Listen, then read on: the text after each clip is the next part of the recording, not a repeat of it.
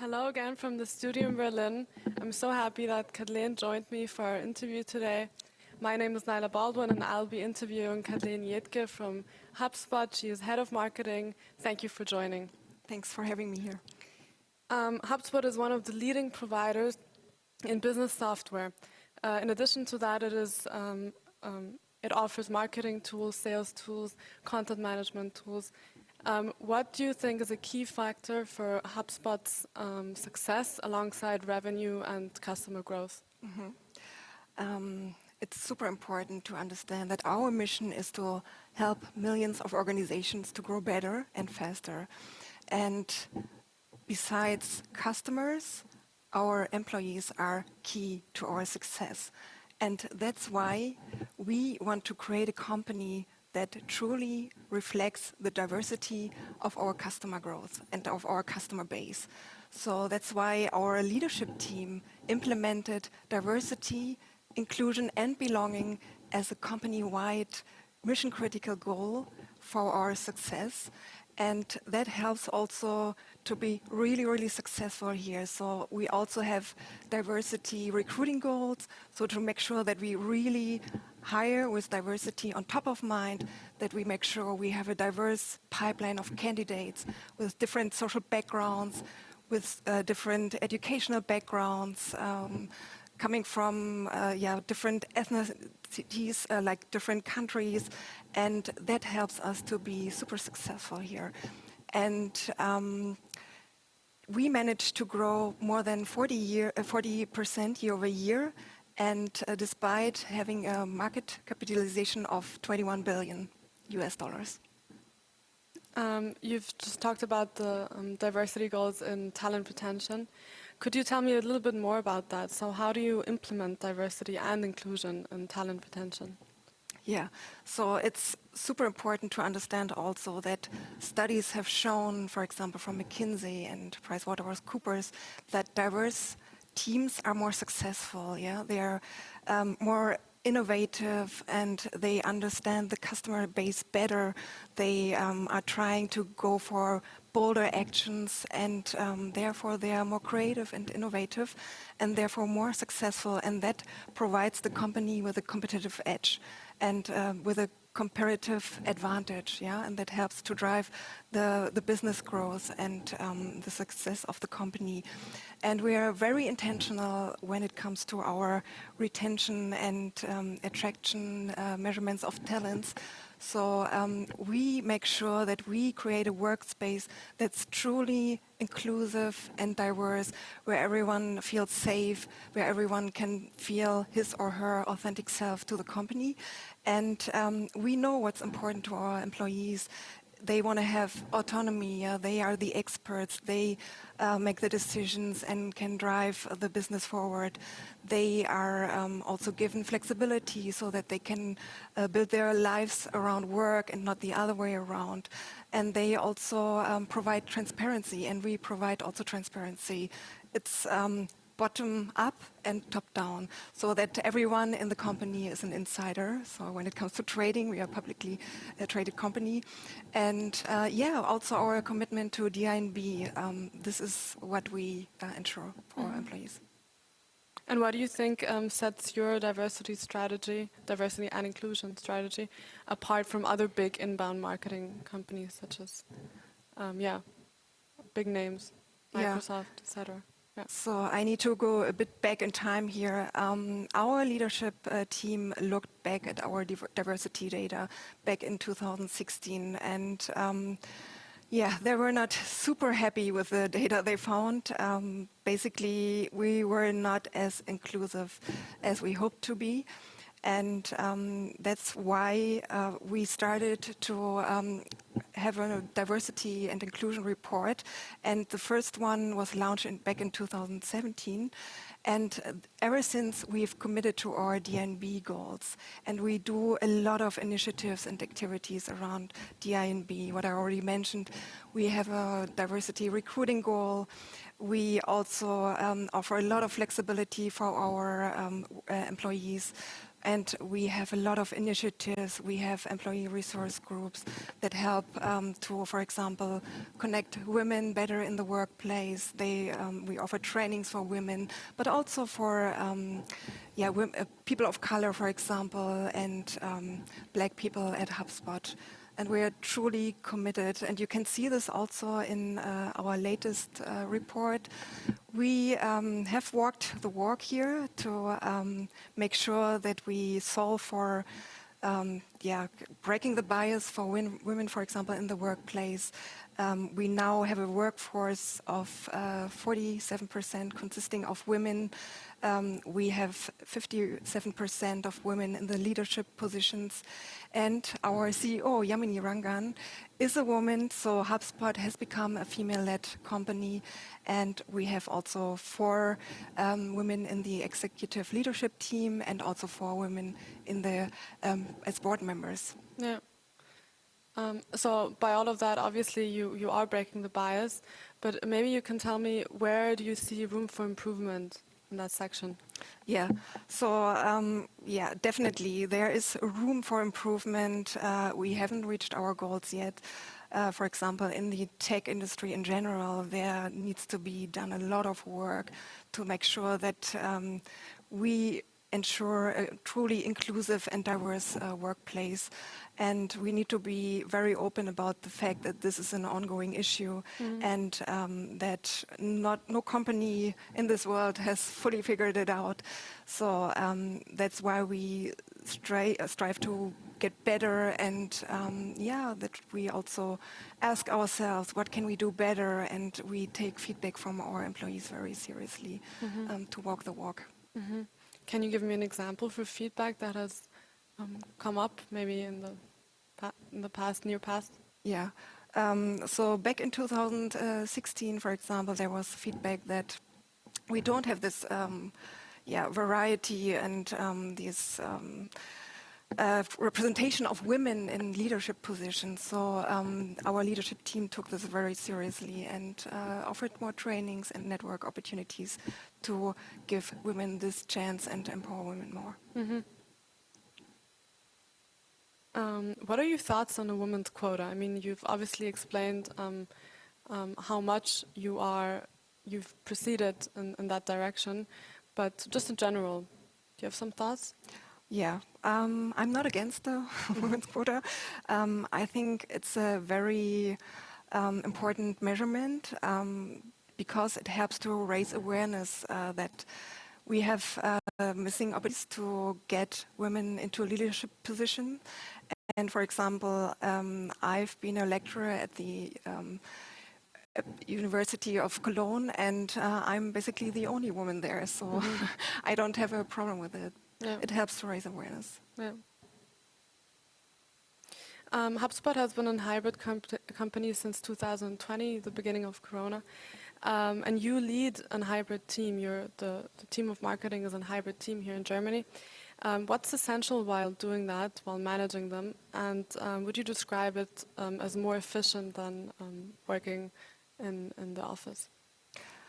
I wouldn't say per se that it's more efficient, but it's as equally as efficient as we would work in the office. So we have done a lot of work here.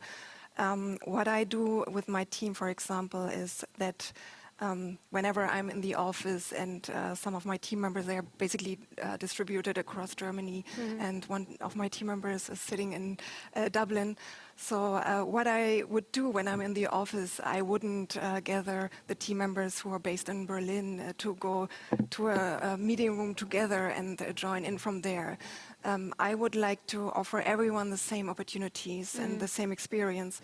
That's why I would log in from my own computer, from my own laptop, and this is what everyone does. What I do in addition is I have morning huddles. Yeah, I implemented this when the pandemic hit, and I did this every morning, and it really helped to stay connected with my team. And we talked not about only business updates, but also about personal matters, what they are going to do over the weekend, and if they are scared about the pandemic. And we exchanged on a daily basis to really stay connected. And I'm still doing this, not on a daily basis anymore, but twice a week. And I also integrated an evening huddle, so where we come together and have virtual events, because it's not possible at the moment for us to get together somewhere in a city in Germany. And that's where we have also a lot of fun time together. And besides this, we do a lot of exchange via Slack, for example. We have our one-on-ones, and it works perfectly fine. Hmm. But if it's as efficient as working from the office, why then not go back? I mean, there must be a bigger benefit. Yeah. There's definitely a bigger benefit because we moved to this hybrid work model back in 2020, and before our workforce worked remotely, that was like 15% roughly.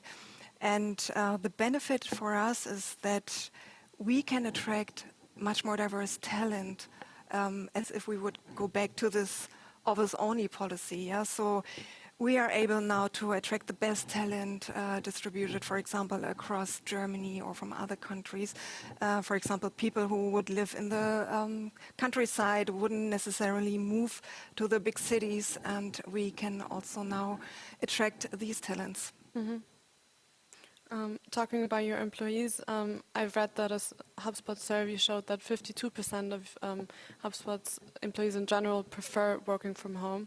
Maybe just in one or two sentences. Why do you think is that the case?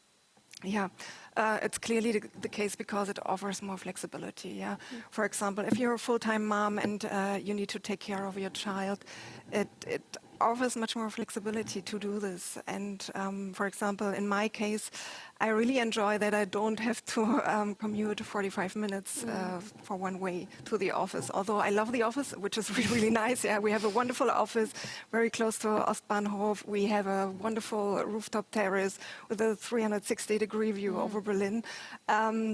But yeah, I really appreciate that I can get up in the morning and I need to walk 10 meters to my office space, which is in the kitchen now, and yeah, save a lot of time, basically. Yeah. In general, what defines the future of work for you? The future of work defines becoming more inclusive, becoming more diverse, and ensuring a workplace that offers equal opportunities for everyone, no matter what kind of background they have and what kind of gender, what age they have. This is the way we need to think about the future of work. Yeah. What factors or elements is your company rooted in, besides the hybrid model? Yeah, so the hybrid model is a big portion of it. In addition, we do a lot of initiatives when it comes to diversity, inclusion, and belonging. It's important to understand that we actually built two products. One is the product for our customers, and the other one is the product for our employees, which is our culture code. And our culture code was invented a couple of years back by our wonderful co-founder, Dama Shah, and it's now a slide deck with more than 128 slides. So it's really comprehensive, but easy to digest. And there we have rooted our core traits we want to see in our people and our employees. We have our hard values, which stands for humble, empathetic, adaptable, remarkable, and transparent. And I already talked about this, which is also mission critical. We offer a lot of flexibility, transparency, autonomy, and we are committed to DINB. Yeah. We've talked about talent retention before, but you know that the Great Resignation is a worldwide phenomenon right now, and people leave their jobs. They want more flexibility, like you said, but they want a better work-life balance and a search for purpose, actually. How do you deal with that? Does that come in a negative way for you as well?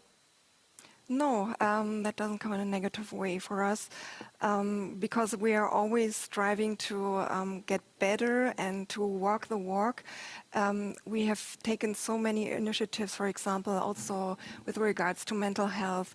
We have included a Global Week of Rest, where everyone goes on vacation basically at the same time, which allows us, when you come back from vacation, your inbox is basically not full. It's quite empty, so that's really nice. We also invented something that's called Meeting-Free Fridays, which helps a lot to work on longer-term projects, to think strategically. In addition, we offer so many benefits. We have a free book program that helps to invest in your career and invest in lifelong learning. We have a fellows program, which is basically like a mini MBA, what you can apply to. We run this program twice a year. And we have so many initiatives that are super attractive also for new talent. And maybe to come to a final conclusion, even though I would love to talk on more, what advice can you give young women who want to jumpstart a career in tech? My biggest advice is don't be scared because you might think, oh, I haven't studied the right field, or I did not study at the right university. That doesn't matter. The good thing is in the tech industry, CVs are not that important. It doesn't matter where you studied, basically, for most of the roles. For example, I studied economics. I don't have the typical CV. My counterpart in sales studied history and also doesn't have CV. So my advice would be to find free courses. For example, we at HubSpot offer the HubSpot Academy, where you can educate yourself in all topics that surround marketing, sales, and services. You can get free certifications, and this is already a great way to start. And then, based on that knowledge you get, start, for example, setting up a blog and start blogging, for example, or... You've started your own podcast, Exactly, right? yes. I have a travel blog, and I also have a blog about AI. And then, get creative, play around with it. You have nothing to lose. And then you already have something to show. You can be active on social media as well. And this is what we are looking for. We are not looking for the perfect CVs. We're looking for personalities, people who can bring new ideas to the table, who can help us innovate. And these are the traits we're looking for. Thank you so much, Kathleen, for your interesting insights.